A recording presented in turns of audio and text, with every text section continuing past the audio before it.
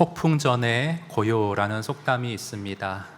어떤 재앙이나 큰일이 터지기 전에 그 잠깐 동안 고요해지는 것을 비유적으로 가리키는 말인데요.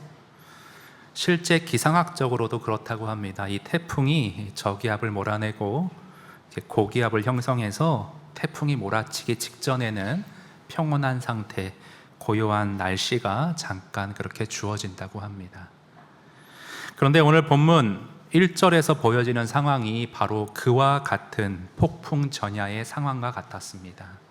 여러분 1절을 보시면요, 오늘 8장 1절을 보시면 일곱째 인을 떼실 때에 하늘이 반시간쯤 어떻게 하더니 고요하더니.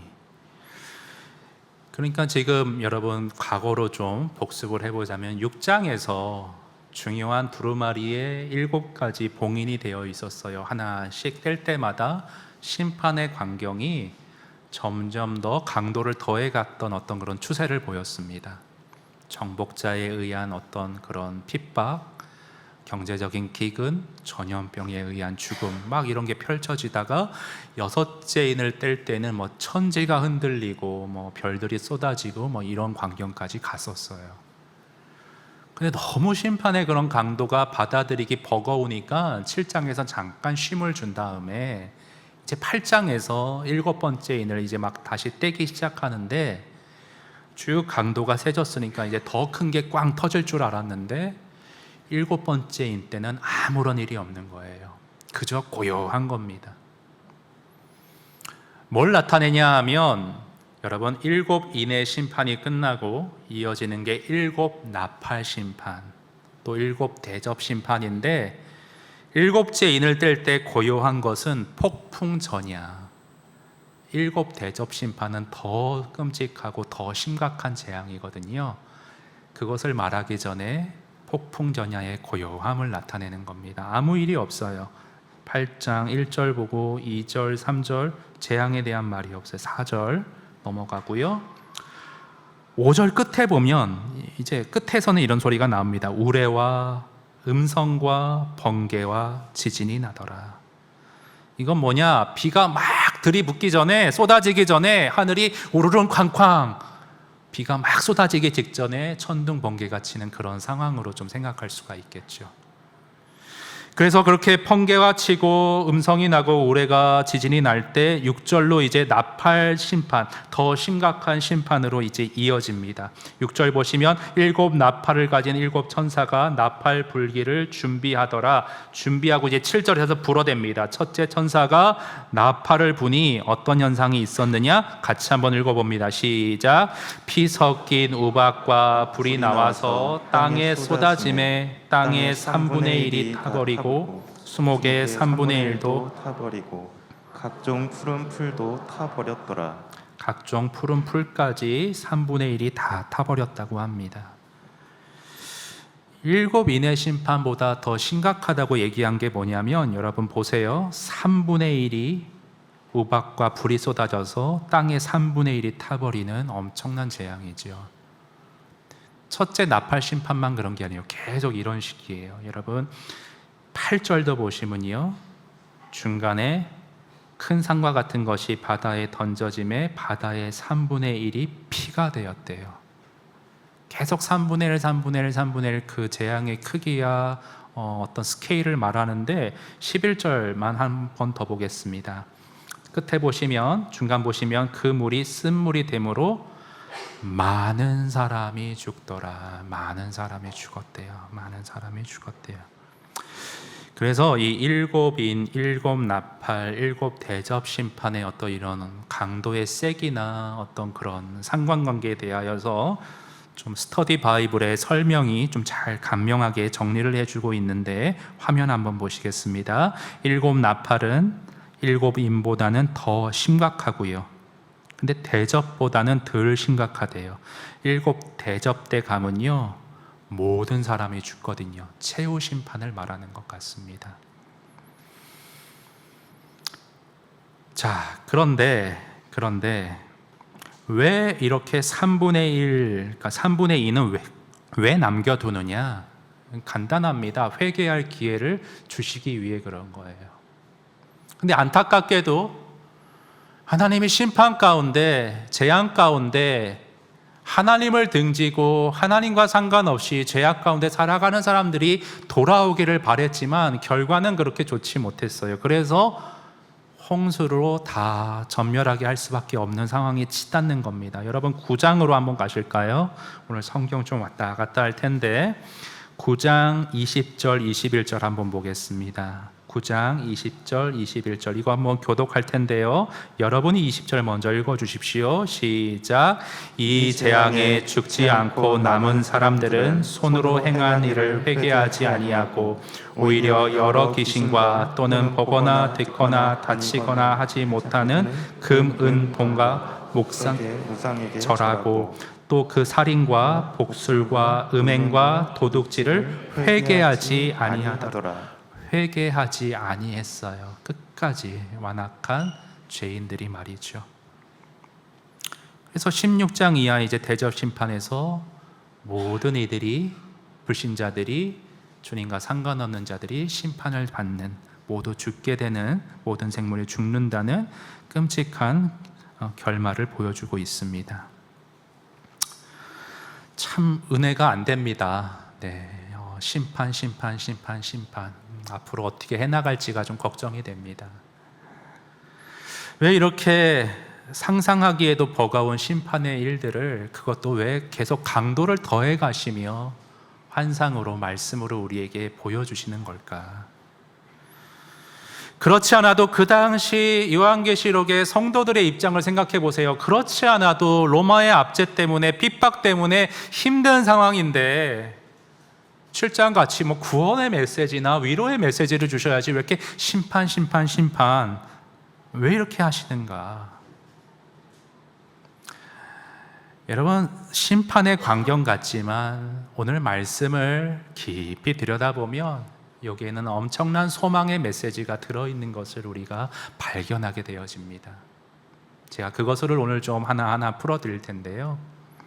여러분 우선 본문 8장 7절을 한번 다시 보시기 바랍니다. 우박과 불이 쏟아져서 수목이 타버렸어요. 그렇죠?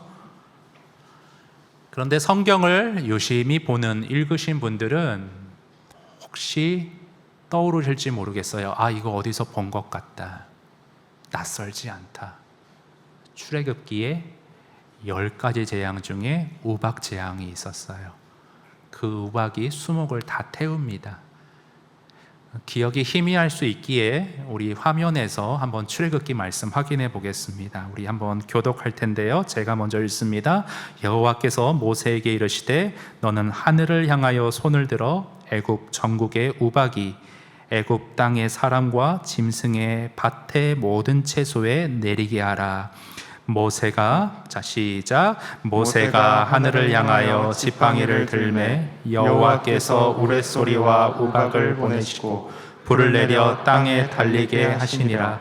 여호와께서 우박을 애굽 땅에 내리심에 우박이 내림과 불덩이가 우박에 섞여 내림이 심히 맹렬하니 나라가 생긴 그때부터 애굽 온 땅에는 그와 같은 일이 없었더라. 우박이 애굽 온 땅에서 사람과 짐승을 막론하고 밭에 있는 모든 것을 쳤으며 우박이 또 밭의 모든 채소를 치고 들의 모든 나무를 꺾었으되 이스라엘 자손들이 있는 그곳 고센 땅에는 우박이 없었더라. 요한계시록 8장 7절의 우박 재앙과 10가지 출애굽기의 재앙이 이렇게 닮은 꼴로 되어 있는데 끝에 중요한 건요, 이스라엘 백성들에게는 우박 피해가 없었대요. 자, 이 중요한 부분에 대해서는 제가 조금 뒤에 자세히 설명드리기로 하고, 여러분 우선은 오늘 요한계시록 본문 8절과 9절을 다시 좀 이어서 보시겠습니다. 두 번째 나팔입니다. 둘째 나팔 심판 때는 어떤 일이 있었느냐? 바다의 3분의 1이 8절 보시면 피가 되었대요.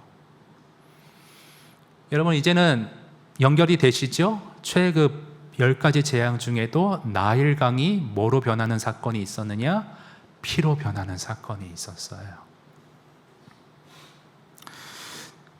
자, 그런 맥락에서 여러분이 이제 셋째, 넷째도 보시면요, 셋째, 넷째도 보시면 셋째 심판도 어떻게 보면 그 물이 11절에 쓴물이 돼서 마시지 못하는, 여러분 우리가 물 없이 얼마나 견딜 수 있을까요? 많은 사람이 죽는 그 둘째, 셋째가 그렇게 좀 나일강이 피로 변한 사건과 이렇게 있고 12절에 넷째 나팔 심판을 보세요.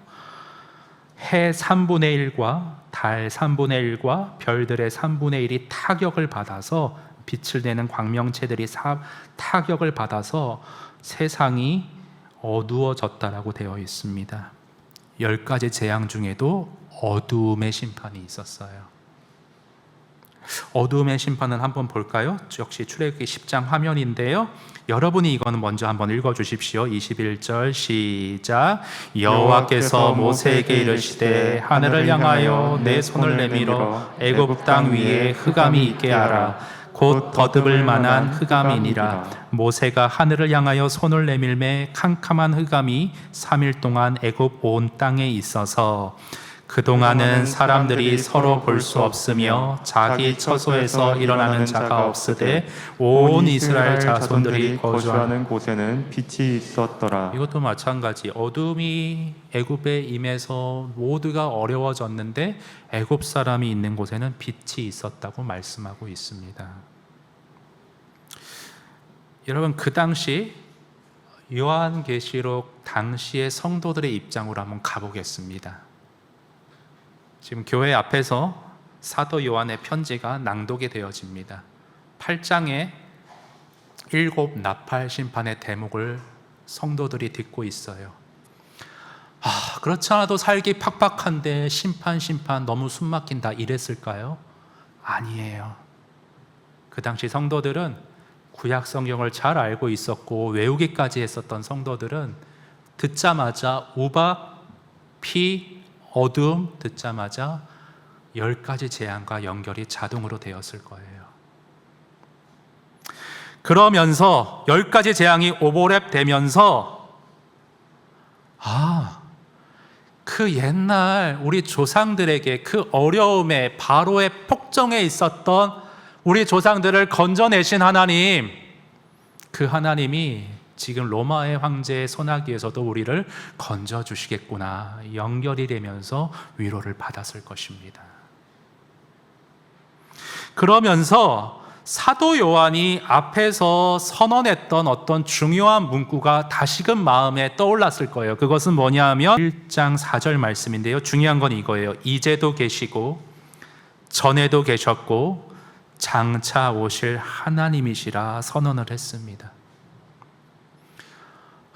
그 말이 이 뜻이었구나. 출애굽 당시에도 우리를 보호하셨던 하나님, 어둠의 세력에게 재앙을 내려서 우리를 탈출시켰던 하나님, 현재에도 로마의 압제에서 저들에게 심판을 내리실 하나님, 공의의 하나님, 우리를 구원하실 하나님, 앞으로 있을 심판을 통해서도 우리를 구원하시고 당신의 공의의 깃발을 드실 하나님, 전에도 계셨고 이제도 계시고 앞으로도 계실 역사의 주관자가 우리가 믿고 붙들어야 될 하나님이시구나. 요한계시록의 그때 성도들은 이 진리가 8장의 나팔 심판을 듣는 동안 팍 각인이 되었을 거예요. 문장으로 명제로 이렇게 하나님은 언제나 계시다 보다도 과거의 일들이 해상되면서 자동적으로 그게 느껴졌을 때 더 크게 확인이 되잖아요. 그런 효과가 있었을 거예요.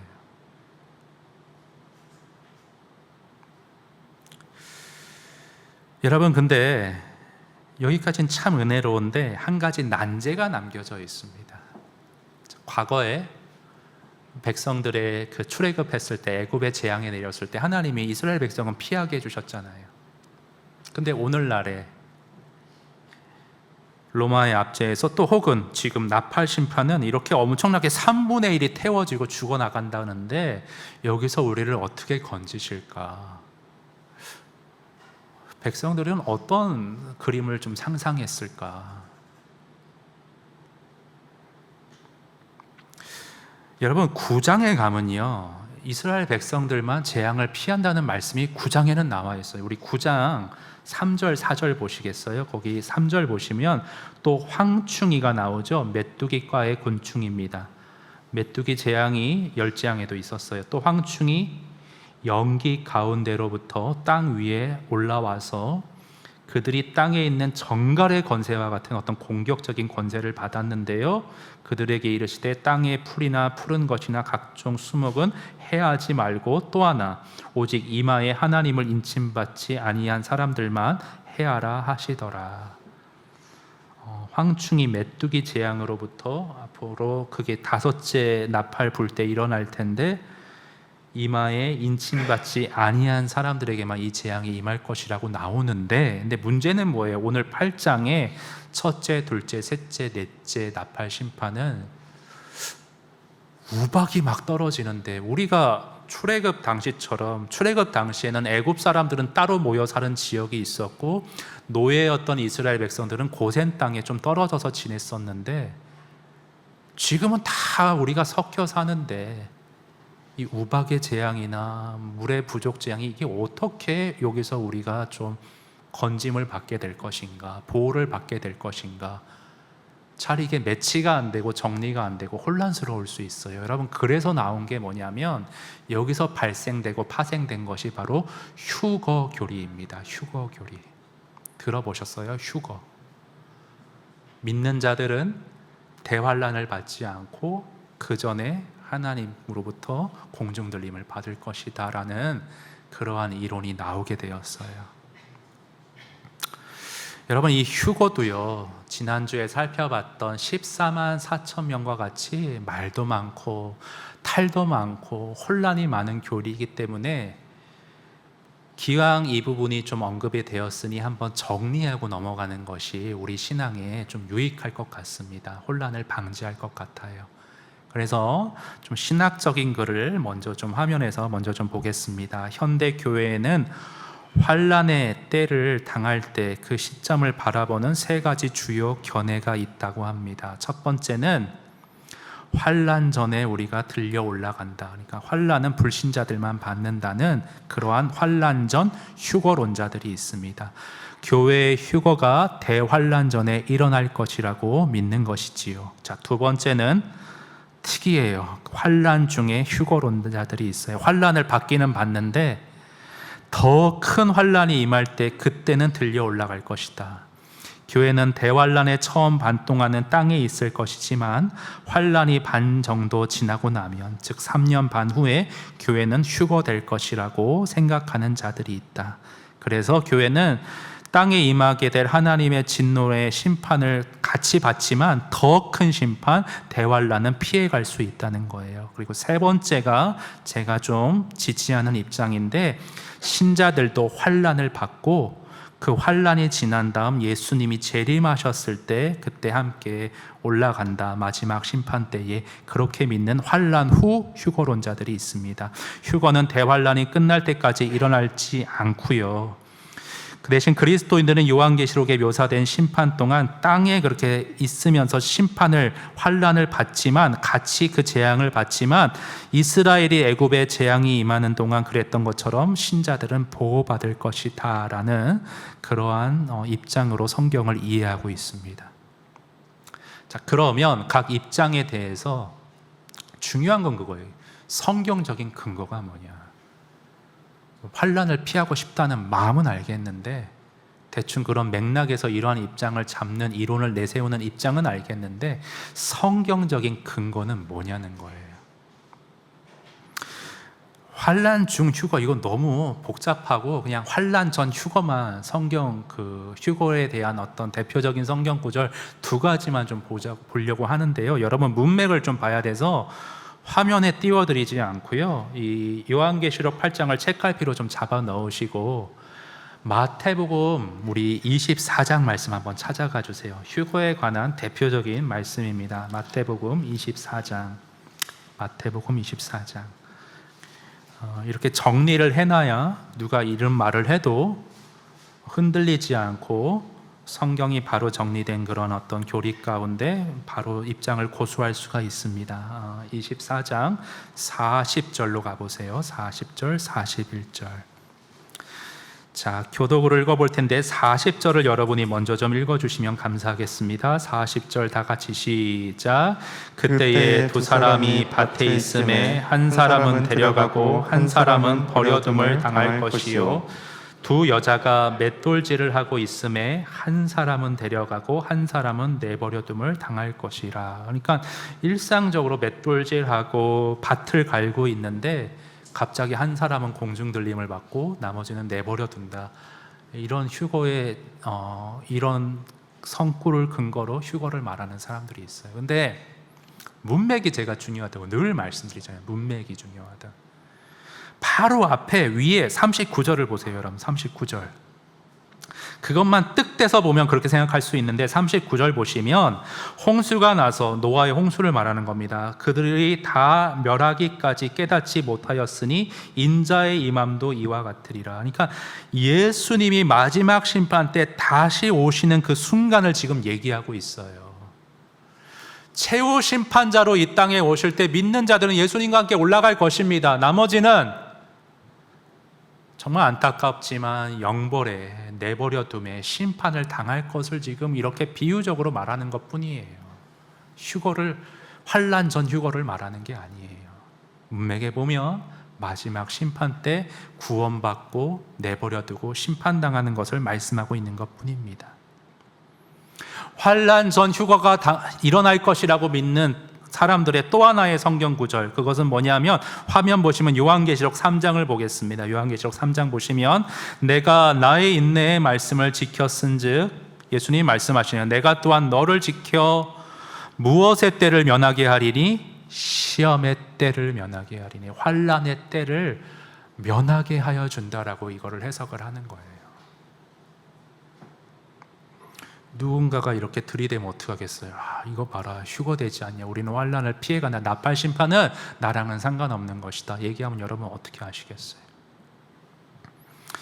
근데 면밀하게 성경을 이렇게 연구하는 주석 성경 신학자들은, 여러분 좀 화면 보실게요. 시험의 때를 면하게 하리니, 여기서 면하게 하다라는 어구가 그 장소에서 옮기다라는 의미가 아니라 원문을 헬라어에 보면 그 상황 가운데에서 그 상황 가운데 머물러 있으나 보호하고 지킨다는 의미에 가깝다는 거예요. 이 동일한 헬라어 동사가 쓰인 요한복음 17장 15절을 보면 그것을 이해할 수 있다는 거예요.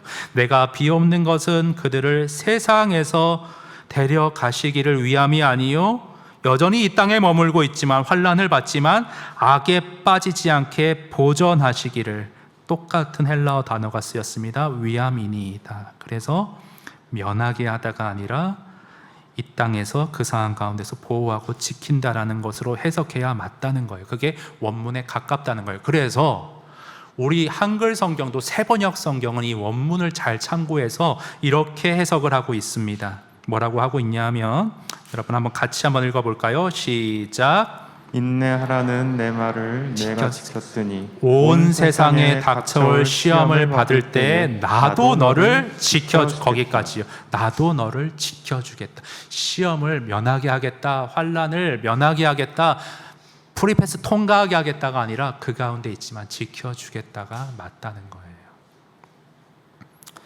자, 그럼 이렇게 성경적으로는 잘 정리했는데 막상 정말 이러한 일들이 심판에 임박하여서 임할 수가 있는데 그때 우리는 어떻게 살아갈까? 어떻게 하나님은 우리를 보호해 주실까? 상황이 사실 잘 머리에 그려지진 않아요. 근데 저는 이것을요, 여러분 우리도 똑같이 코로나에 걸리고 코로나로 인하여서 생명이 끊어질 수 있습니다. 믿는 사람들이라고 피해가는 거 아니에요.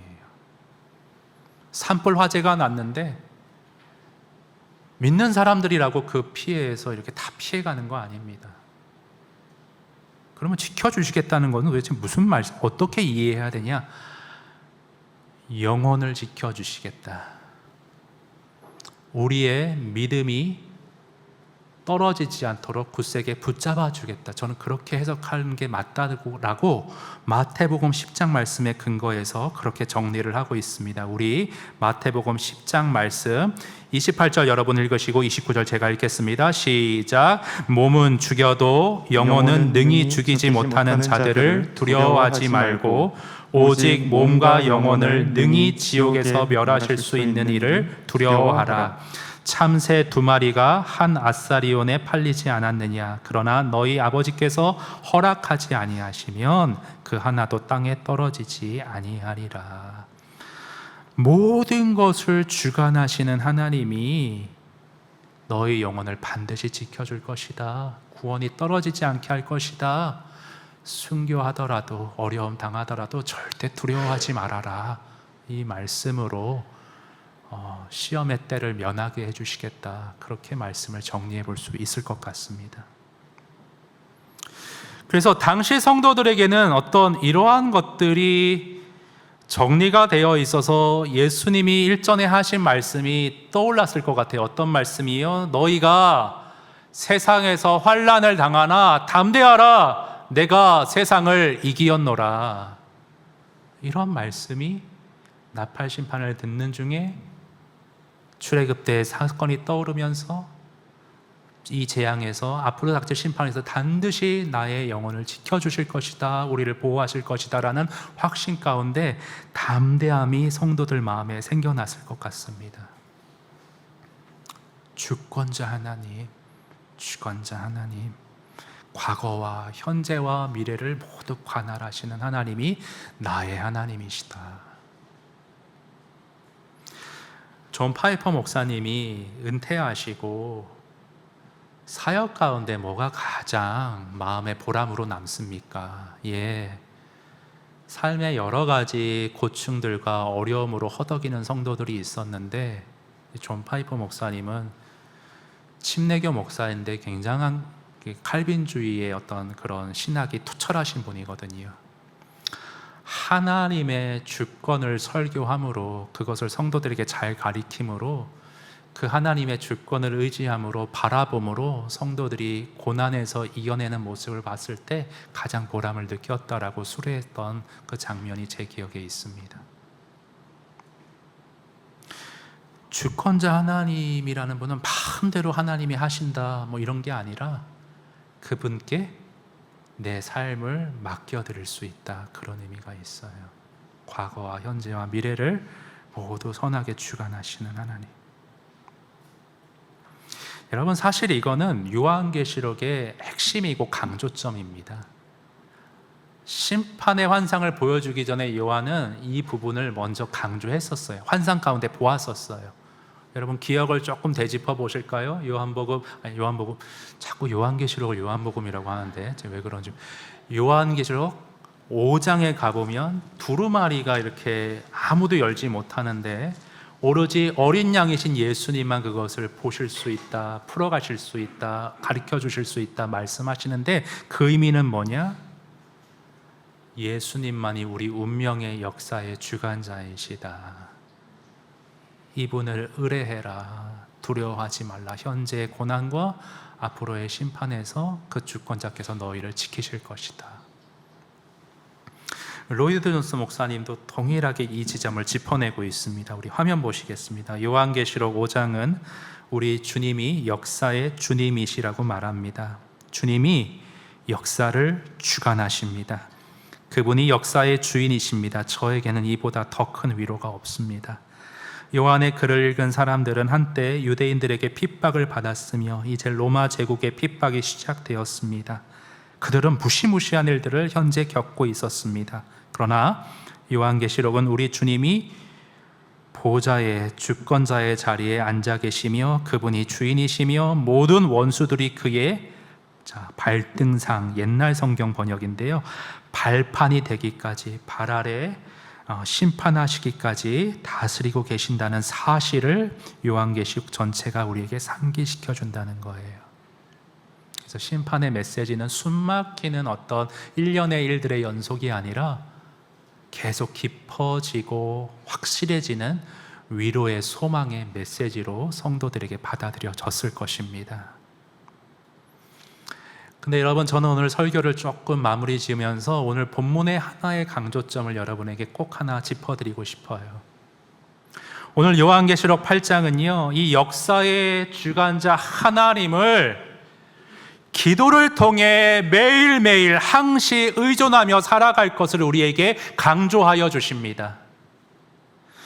여러분, 우리가 지금 마태복음 본문이 펴 있을 텐데 여러분 6장으로 한번, 요한계시록 6장으로 한번 가볼게요. 본문을 가기 전에 본문이 8장이잖아요. 6장을 잠깐 들려서 가볼게요. 6장 9절에서 11절, 전체 문맥 가운데 8장을 봐야 은혜롭기 때문에 우리 복습하는 차원에서 6장 9절, 10절, 11절 보겠습니다. 눈으로만 보세요. 다섯째 인을 떼실 때에 어떤 일이 있었냐면 죽임을 당한 순교자의 영혼들이 그 아래에 있는 것을 봤습니다. 너무나 안타깝죠. 왜 저런 사람들이 악한 세력들에 의해 순교당하고 희생당하고 핍박을 받아야 하는가. 그래서 10절에서 큰 소리로 이렇게 좀 항의하듯 말했어요. 대주제여, 땅에 거하는 악인들을 심판하여 우리 피를, 흘린 피를 갚아주기까지 아니하기까지 어느 때까지 이렇게 침묵하고 계시겠습니까? 그랬더니 11절에서 주님의 말씀이 중간에 잠시 동안 쉴 것이다. 당장 심판하지 않을 것이다. 그러나 끝에 그 수가 차기까지 나의 때가 되면 행할 것이다 라고 말씀해 주신 게 앞에 있었어요. 앞에 있었어요. 답답했겠죠. 당장 주님께서 공의의 깃발을 들어주셨으면 좋겠는데, 이 상황을 뒤집어 주셨으면 좋겠는데, 내 억울함을 좀 풀어줬으면 좋겠는데, 근데 왜 잠시 동안 이렇게 침묵하고 기다린다고 하시는 걸까? 그것도 역시 회개의 기회를 주신 건지 모르겠어요. 근데 주님의 때가 찼을 때 오늘 8장 3절 4절 보십시오. 여러분 8장 3절 4절 보시면 또 다른 천사가 와서 제단 곁에 서서 금 향로를 가지고, 향로는 기도를 상징한다 말씀드렸어요. 많은 향을 받았으니 거기 설명이 나오죠. 이는 모든 성도의 기도와 합하여 하나님의 보좌 앞 금 제단에 드렸던 기도를 지금 말하고 있습니다. 그 향이 성도의 기도와 함께 천사의 손으로부터 하나님 앞으로 올라가는지라, 하나님 앞에 상달되는지라. 이 성도들은 그래도 믿음이 있어서 하나님이 당장 기도에 응답해 주시지 않고 잠시 쉬겠다 말씀하셨지만 그 수가 차기까지 하나님의 때에 하나님의 일을 행하실 것이다라는 믿음 가운데 기도하기를 쉬지 않았던 것 같아요. 그리고 가장 정확한 때 분명하게 응답하시는 하나님은 하나님의 때가 찼을 때 8장에서 그 기도가 계속 올라가는 동안에 결과적으로 하나님의 때에 나팔 심판을 행하신다는 것을 우리에게, 성도들에게 확인시켜주고 있습니다. 여러분, 기도를요, 우리가 참 기도를 오해하고 있는데 숙제처럼 여겨요. 하루에 몇 분 이상, 아침, 점심, 저녁 3번 족쇄처럼 여겨요. 근데 기도는요, 다른 의미가 있어요. 기도는 그런 것이, 기도의 본질은 그게 아니에요. 기도 본질에 관한 좋은 글이 있어서 제가 마지막으로 한번 좀 화면에 갖고 와 봤는데요. 좀 한번 봐주시죠. 기도란 무엇인가? 무엇이 기도의 본질인가? 그것은 무엇보다 의존성과 관계되어 있다. 우리가 기도하는 것은 인간이 의존적인 존재라는 창조의 원리를 하나님 앞에서 인정하는 행위이다. 우리는요, 공기 없으면 살 수 없고요, 물 없으면 살 수 없어요. 의존적인 존재입니다. 기도는 이런 인간의 자연적 의존성, 다른 사람들이 없으면 또 혼자 살아갈 수 없죠. 사회적 의존성을 넘어 하나님에 대한 궁극적인 의존성을 지속적으로 매 순간 확인하는 것, 곧 우리는 하나님을 의지하는 존재라는 고백이 곧 기도라는 겁니다. 공기와 물도 하나님이 다 주신 거잖아요. 그 하나님이 없으면 하루도 살아가지 못하는데, 그런데 태초의 조상 아담과 하와 때로부터 우리는 내가 하나님이 되고자 하나님과 같아질 수 있다고 내 힘으로 살아갈 수 있다고 착각해요. 그 증거가 뭐냐면, 여러분, 우리는 출애굽 그 당시부터 현재, 요한계시록 그 당시도 그렇고 현재도 그렇고 앞으로도 그렇고 죄가 흐르는 이 불완전한 세상에 살면서 참 여러 가지 일들을 당합니다. 그런데 그때요, 여러분은 어떤 액션을 취하는지 가만 한번 되짚어 보세요. 하나님께 달려나가 기도하는 것이 가장 먼저인 분 계신가요? 목사님 당연하죠. 그리스도인인데. 의외로 그렇지 않아요. 내가 고민하고요, 내가 어쩔 줄 모르고요, 사람 붙잡아 놓고 막 얘기하는 게 더 많이 앞서요. 다른 방법 막 뒤져보는 게 앞서요. 그리스도인들도 그렇고 세상도 그래요. 영화나 드라마 보면 힘든 일 앞에 두고, 물론 종교적인 색채를 드러내서는 안 돼서 그러겠지만 일반 소설에서도 신께 기도하는 모습보다는 술 마시는 게 먼저고요, 괴로운 어떤 감정을 덜어내려고 다른 수단 찾는 게 먼저입니다. 지독히도 하나님 의지하지 않아요. 저는 굉장히 제 입으로 이런 말하기가 좀 민망한데 좀 모범생적으로 생겼다는 말을 좀 듣습니다. 네, 동의하시는 웃음이죠. 비웃음이 아니라, 그렇죠? 네. 네, 여러분이 속고 계신데 청개구리 반항한 기질이 좀 있습니다, 제 안에. 식기도 하잖아요. 반감이 드는 거예요. 주문 같잖아요. 하나님 주신 음식 감사합니다, 잘 먹겠습니다. 매번 똑같게 이거 꼭 해야 되나. 식기도 안 하고 목사인데 그냥 밥을 먹어요. 정말 신실한 어떤 선배는 운전대 잡고 기도합니다. 출발하기 전에 오늘도 안전을 지켜주십시오.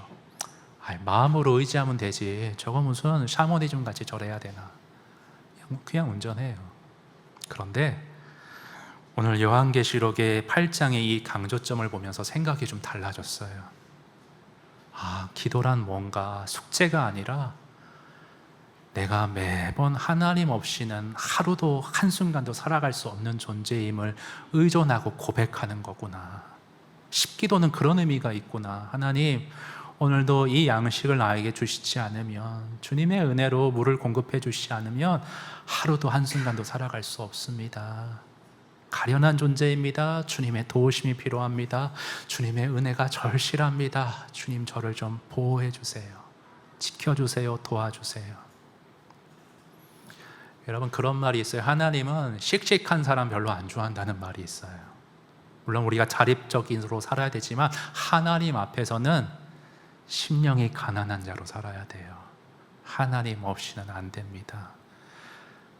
근데 오늘 설교 듣고 예배 드릴 때 다시 다짐했다가도 또다시 궤도가 내 중심으로 내가 할 수 있다, 하나님 없이도 내가 어떻게 이 어려움을 해결해 보고자 마음 못 잡고 방황하는 게 우리의 본성이기 때문에 계속 기도하라는 거예요. 계속 향처럼, 주문이 아니라 향, 하나님 붙잡으라는 거예요. 가난한 심령으로. 예배 때에도 일상에서도 어떤 일을 닥쳐서도 계속 길게 할 필요도 없어요. 그때 하나님, 당신이 없으면 안 됩니다. 하나님 도와주십시오. 은혜 구하는 자에게 반드시 도와주실 줄 믿습니다. 당장 응답 안 해주실 수도 있습니다. 그러나 오늘 요한계시록 6장과 8장을 건너가시면서 왜 7 난판의 엄청난 심판 광경을 펼치시면서 왜 기도를 집어넣었을까요? 그래, 힘들 것이다. 그러나 기도로 나를 붙잡고 의존하는 자는 능히 그 가운데서도 이겨낼 힘을 얻을 수 있을 것이다. 나만 바라봐라. 나를 붙잡아라. 기도로 환난의 때를 통과해라. 저와 여러분에게 주시는 성령의 음성인 줄 믿습니다. 여러분, 확실하게 뒤에 분명한 결과를 아는 사람들은 담대합니다. 보상을 아는 자들은 오늘이 힘겹지 않아요. 이 예화가 적절할지 몰라서 일부 때는 안 썼는데, 여러분, 두 사람이 있었습니다. 정말 고된 노동 환경이었어요. 주 6일을 일하고요 9시간, 10시간을 근무했어요. 근데 한 사람은 너무 싱글벙글이고 한 사람은 정말 이 직장 어떻게 때려치나 울상으로 오만상으로 늘 그렇게 지내는 그 차이가 있었습니다. 그 차이가 뭔 줄 아십니까? 한 사람은 한 달 봉급이 200만 원이었고요 한 사람은 2천만 원이었어요. 좀 힘들지만 나에게 주어질 보상과 확실한 결과가 있기 때문에 웃음으로 통과할 수 있었던 거예요. 여러분, 우리는 환난 튀고, 저도 환난 피하고 싶습니다. 고난 싫습니다. 그러나 제약된 세상에서 크고 작은 일들을 겪게 될 것입니다. 앞으로 세상은 더 영적으로 악해질 것입니다. 심판은 더 거세질 수 있습니다. 그러나 우리에게는 가장 확실하게 분명하게 보상해 주시고 응답해 주시는 역사의 주관자께서 함께하고 계십니다. 기도로 매 순간 마음이 약해질 때마다 그분을 붙잡으시고 기도로 그분을 바라보시고 구김없이 눌림없이 소망과 기쁨 가운데 주어진 우리의 때를 믿음으로 통과하시는 저와 여러분 되실 수 있기를 바랍니다. 우리 그러한 믿음 가운데 우리 이 찬양 주님 앞에 올려드리겠습니다. 주님 보좌 앞에 나아가서 응답해 주실 주님께 기도하면 나에게 안식과 참된 기쁨이 주어지겠네, 나 누리겠네. 신실하신 응답하실 주님 찬양해. 우리 이 찬양 주님 앞에 한번 들은 말씀 생각하며 고백드리겠습니다.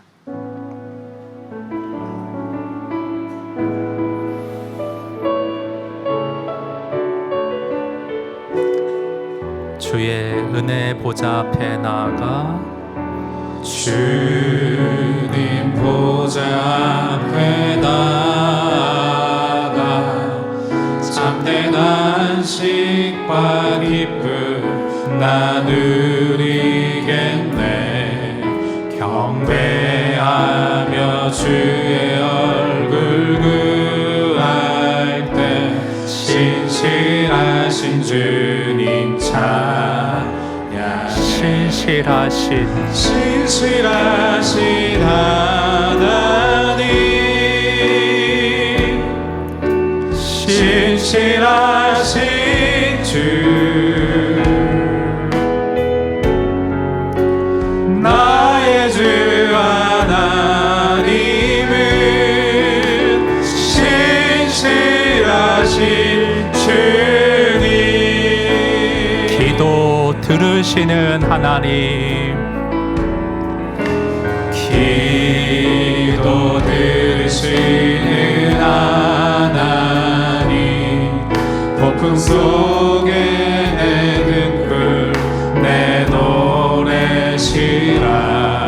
주의 날개 아래서 내 맘 쉬리니 신실하신 주님 신실하신 하나님, 응답하시는 신실하신 주, 하나님의 때에 이루시는 나의 주 하나님은 신실하신 그 신실하신 주님이 사랑의 눈으로 하나님, 신실하신 주, 나의 주 하나님은 나의 주 하나님은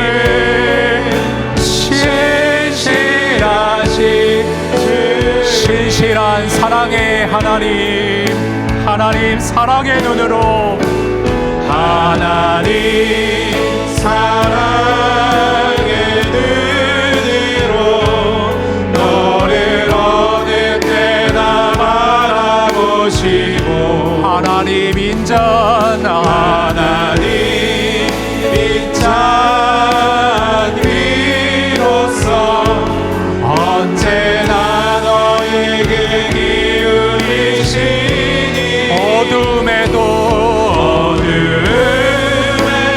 밝은 빛을 비춰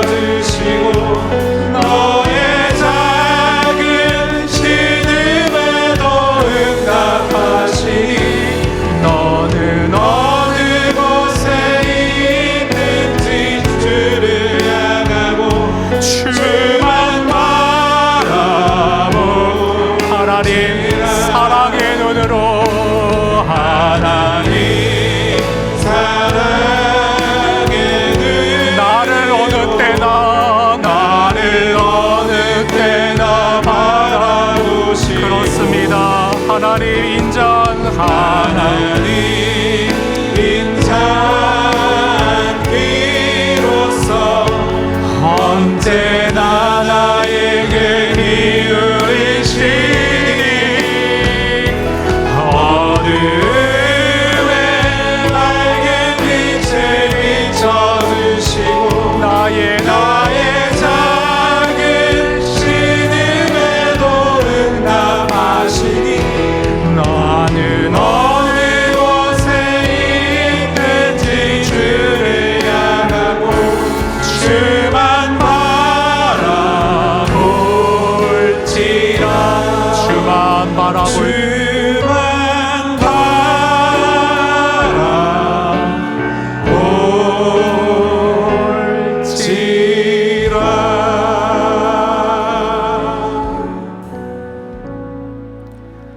여러분 이 시간 함께 기도하겠습니다. 하나님은 과거의 출애굽의 그 어려움 속에서도 미래의 심판 가운데에서도 현재 나의 어려움 가운데에서도 나에게 사랑의 눈길을 한순간도 떼지 아니하시는 하나님이십니다. 왜 하나님이 이 상황을 빨리 해결해 주시지 않나? 하나님의 때가 있습니다. 여러분, 역사의 주관자이신, 내 삶의 주관자이신 하나님을 신뢰하며 그분의 때를 소망하며 쉬지 말고 기도함으로, 그분을 의뢰함으로, 의존함으로 현재의 어려움 가운데서도 가장 확실한 결과와 응답을 믿는 믿음으로 소망 가운데 오늘을 통과해 나가시는 믿음의 사람 되실 수 있기를 바랍니다. 이 시간 기도하십시오. 주님, 제 영적인 눈을 열어주십시오. 나 혼자 아등바등 살아가는 게 내 삶의 그 정답이 아니라 이제도 계셨고 전에도 계셨고 앞으로도 주관하실 하나님을 끊임없이 매 순간 의존하는 것이 내 인생 모든 문제 해결의 키임을 믿습니다. 하나님을 의지하겠습니다. 순간순간 내 자신의 무엇이 아닌 하나님께 내어 맡기겠습니다. 하나님의 방법으로 하나님의 때에 응답하여 주시옵소서, 이루어 주시옵소서, 그 믿음 가운데 살아가게 하여 주시옵소서. 우리 하나님 앞에 나아가 함께 기도하겠습니다. 하나님 아버지, 이 시간 주님 앞에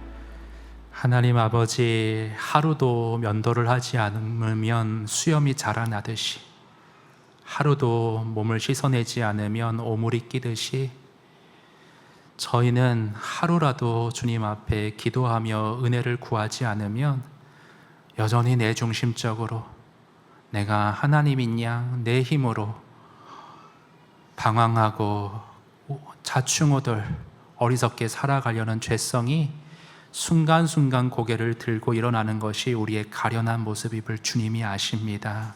하나님, 우리 성도들 믿음이 있다고 해서 세상의 환난을 피할 수 있는 것이 아니라 동일하게 여러 가지 일들을 겪고 지나게 될 텐데, 기도로 내 힘이 아닌 하나님을 철저히 매 순간 의지하고 의존할 수 있는 믿음이 기도로 매 순간 바로 잡힐 수 있도록 오늘의 말씀으로 우리를 일깨워 주시기를 원합니다.